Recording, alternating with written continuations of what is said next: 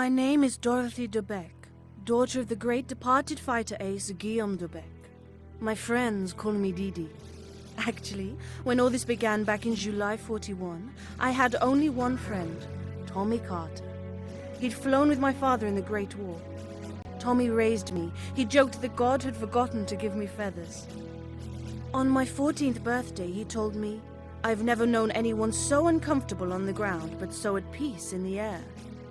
I probably shouldn't have been flying at that age, but Tommy didn't seem to care. He wanted to teach me, and I wanted to learn. Tommy and I had survived well enough back then. We smuggled, bartered, and stole, taking any job that required a pilot. But the war changed everything. The world was on fire and the flames were closing in around us. The skies were no longer safe. But Tommy was right about me. There was no way I was staying on the ground.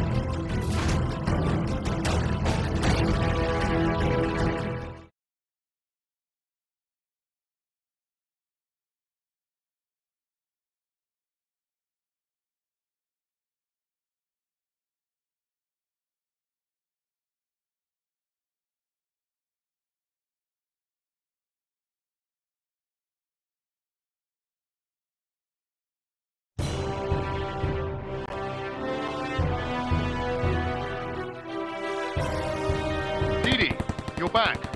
How's it look? It looks very much as though we should be minding our own business, Tommy. The group leader's offer is generous. And Didi, this is war. It affects us as much as anyone else if the fascists gain power. I'm a smuggler, Tommy. A profiteer, not a folk hero. This isn't like your last war. This is altogether messier. I'm approaching Tobruk, and any fool who shoots me down also destroys 12 cases of single malt. That would be a tragedy. Didi, your father, he would say to fight. My father is dead, Thomas. Over and out. Okay, Didi, just bring your bus down into Brook. Try not to attract too much attention, okay? We'd hate to lose that Van Blanc Anglaise.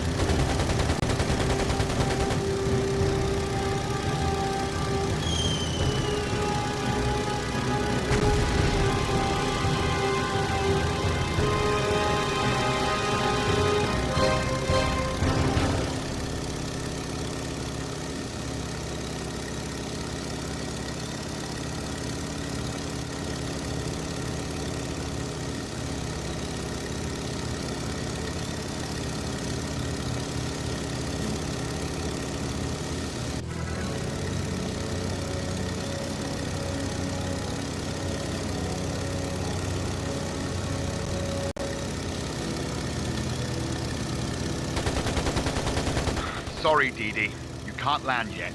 You're gonna have to plug those Luftwaffe planes. Here, the group leader wants a word.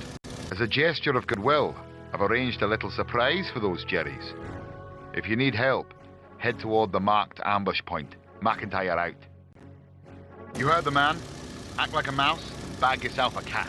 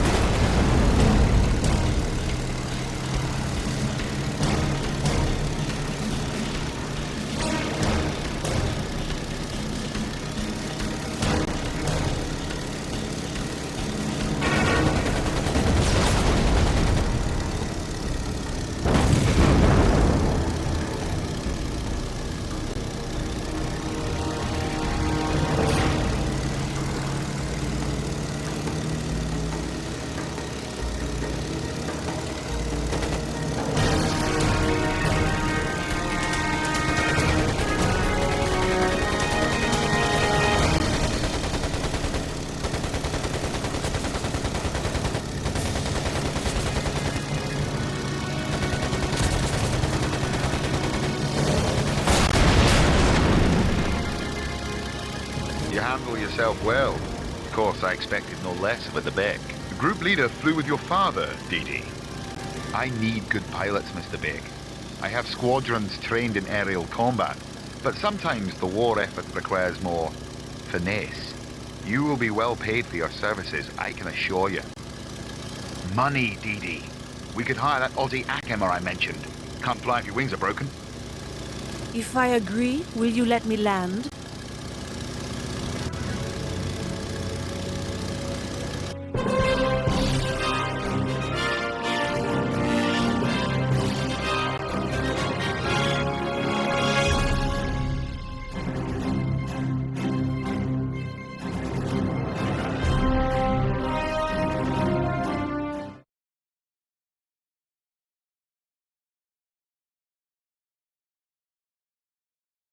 Our resources dwindling, Tommy and I decided to recruit a maverick mechanic called Clive Greer, an Australian by birth, a wanderer by inclination, a drunk by character.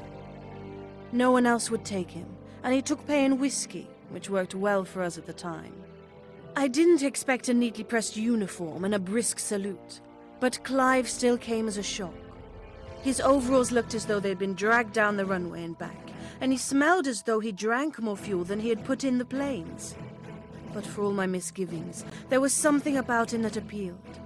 Like us, he was an outsider, a reject, trapped in the middle of somebody else's war. Give him a weekend and a pile of scrap and Clive can make a bathtub fly rings around a Messerschmitt, Tommy promised. And, like a good girl, I trusted his instincts. For better or worse, we had our mechanic.